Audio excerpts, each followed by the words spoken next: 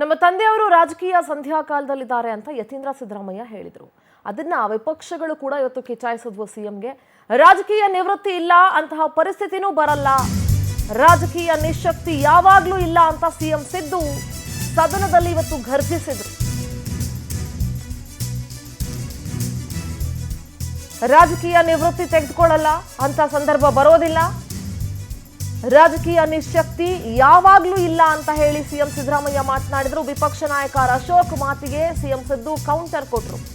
ರಾಜಕೀಯವನ್ನ ತಲೆ ಕೆಡಿಸ್ಕೊಳ್ಳೋ ಅವಶ್ಯಕತೆನೂ ಇಲ್ಲ, ಜನರು ಆಶೀರ್ವಾದ ಮಾಡಿದ್ರೆ ಮಾತ್ರ ಅಧಿಕಾರಕ್ಕೆ ಬರೋದು, ಮತದಾರ ಪ್ರಭುಗಳೇ ರಾಜಕೀಯ ಶಕ್ತಿಯನ್ನ ನಿರ್ಧಾರ ಮಾಡೋದು, ರಾಜಕೀಯ ನಿಶಕ್ತಿ ಇಲ್ಲ, ಮುಂದೆನೂ ಇಲ್ಲ, ಇವಾಗ್ಲೂ ಇಲ್ಲ, ನೀವೇನಾದ್ರೂ ಹಾಗೆ ಅಂದ್ಕೊಂಡಿದ್ರೆ ಅದು ತಪ್ಪು ಮಾಹಿತಿ ಅಂತ ವಿಧಾನಸಭೆಯಲ್ಲಿ ಮುಖ್ಯಮಂತ್ರಿ ಸಿದ್ದರಾಮಯ್ಯ ಮಾತನಾಡಿದರು.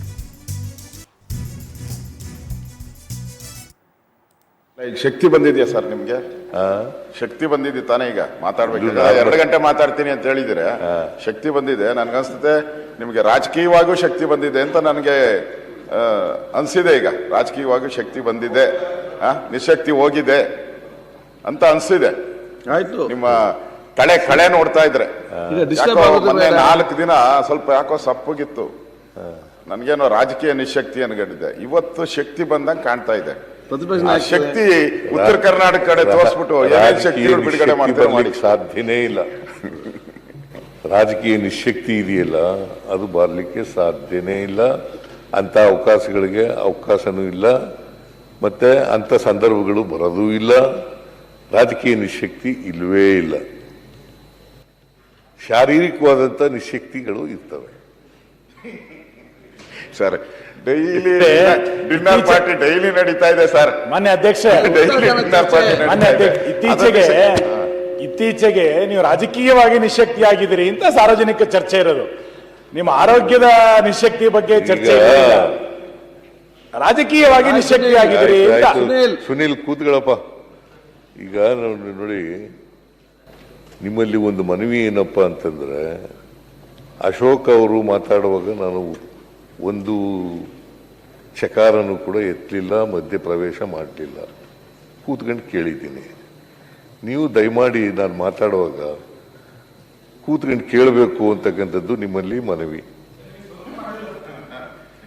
ರಾಜಕೀಯ ನಿಶಕ್ತಿ ಅದೆಲ್ಲ ಉತ್ತರ ಕೊಡ್ತೀನಿ ನಾನು. ರಾಜಕೀಯ ನಿಶಕ್ತಿ ಯಾವಾಗಲೂ ಇಲ್ಲ. ಮತ್ತೆ ರಾಜಕೀಯನ ಅಷ್ಟೊಂದು ತಲೆ ಕೆಡಿಸ್ಕೊಂಡು ಮಾಡಬೇಕಾದಂಥ ಅಗತ್ಯ ಇಲ್ಲ. ಅಧಿಕಾರ ಜನ ಕೊಡೋದು,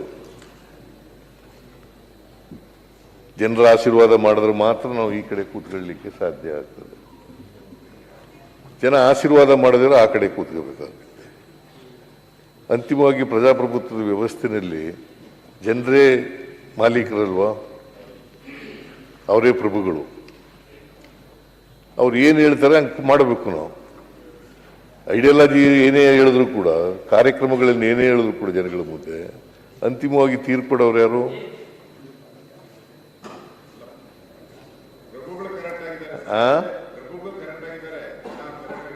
ಅದರಿಂದ ರಾಜಕೀಯವಾಗಿ ನಿಶಕ್ತಿ ಅನ್ನೋ ಪದ ನನ್ನ ಹತ್ರ ಇಲ್ವೇ ಇಲ್ಲ.